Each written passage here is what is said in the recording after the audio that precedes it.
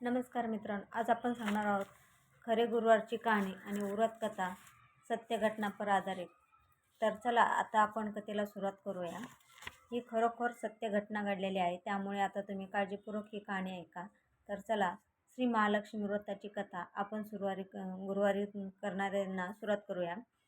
श्री महालक्ष्मीची कृपा आपल्यावर व्हावी, तिने आपल्या घरात वास करावा, पैसा, शांती, समाधान घरात नांदावे म्हणून लक्ष्मीचे व्रत करतात. हे व्रत केल्याने मनातल्या सर्व इच्छा पूर्ण होतात.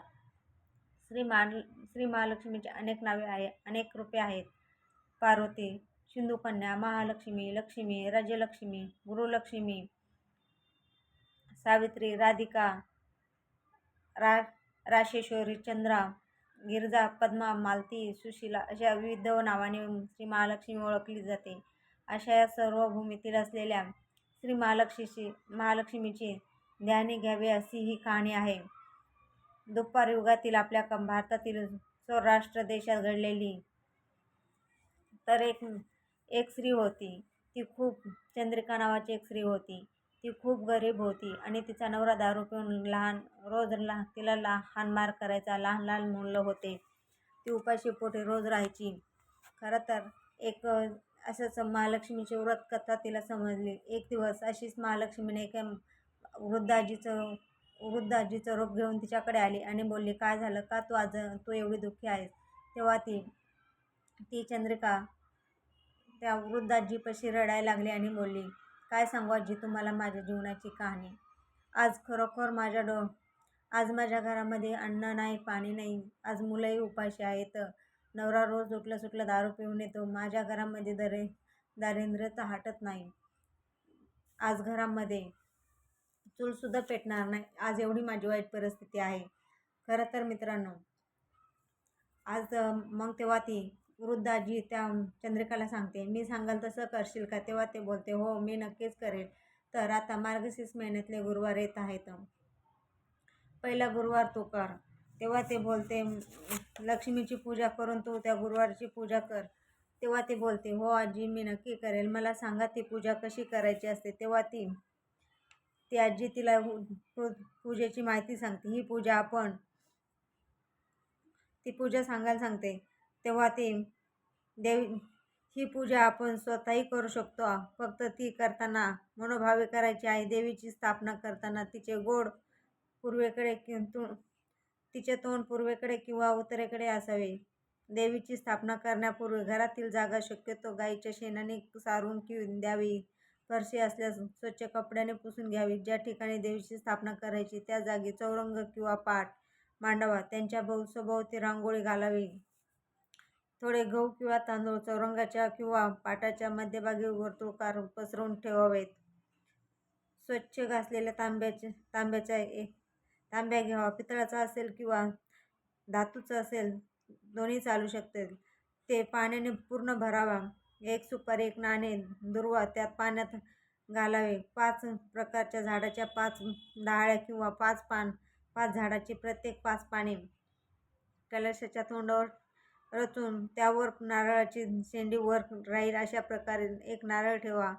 हळद कुंकवाची बोटे कलशाच्या बाहेरच्या अंगाला सर्व बाजूनी लावावीत.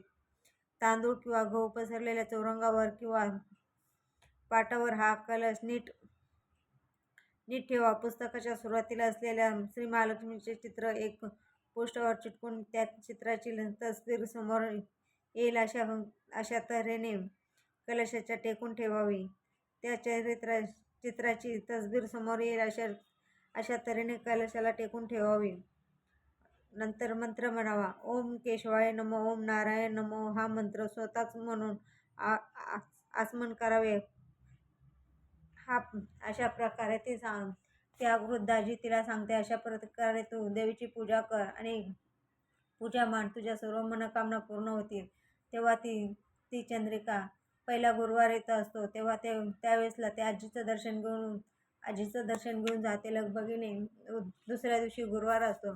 तेव्हा ती आजी चंद्रिका सकाळी पहाटेच 4 वाजता उठते, स्नान वगैरे करते, देवीची पूजा वगैरे मांडते आणि मनभावनेने पुस्तक वगैरे वाचून देवीला प्रार्थना करते.